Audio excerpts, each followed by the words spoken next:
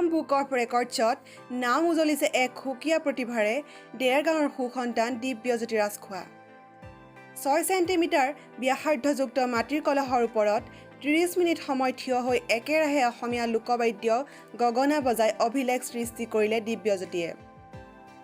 গগনা বাদ্যৰ জৰিয়তে অসমৰ বিভিন্ন পুৰণি গীত আৰু জনজাতীয় গীতৰ সুৰসমূহ বজাই অসমীয়া মাটিৰ সুৰেৰে শীৰ্ষক বিষয়ক নতুন পৰিকল্পনাৰে আধুনিক সমাজক পুৰণি গীতৰ মাদকতালৈ ধিয়াই নিয়াৰ চেষ্টা কৰিলে।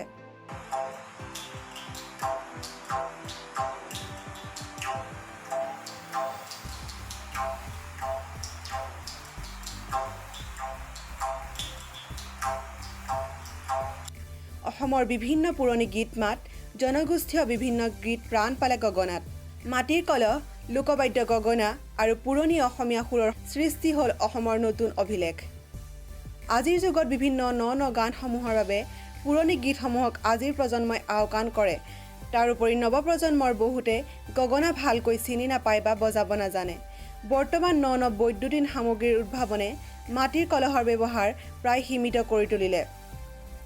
গতিকে এনে পৰিস্থিতিৰ পৰিপ্ৰেক্ষিতত সাধাৰণতে অসমীয়া বিহুত ব্যৱহাৰ হৈ অহা গগনাৰ জৰিয়তে পুৰণি গীতসমূহ বজাই দিব্যজ্যোতিয়ে এক নতুনত্বৰ সূচনা কৰিলে। আজি খুবেই ভাল লাগিছে, আনন্দিত হৈছোঁ যথেষ্টখিনি।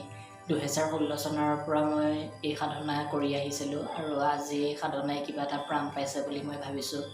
মই মাটিৰ কলহ, পুৰণি গীতসমূহ, পুৰণি অসমীয়া গীতসমূহ আৰু অসমৰ লোকবাদ্য গগনা, এই তিনিওটা বস্তুৰ নতুন সমাজজনেৰে মই অসমীয়া মাটিৰ সুৰেৰে শীৰ্ষক বিষয়ত মই অভিলেখৰ সৃষ্টি কৰিছোঁ অসম বুক অফ ৰেকৰ্ডছত।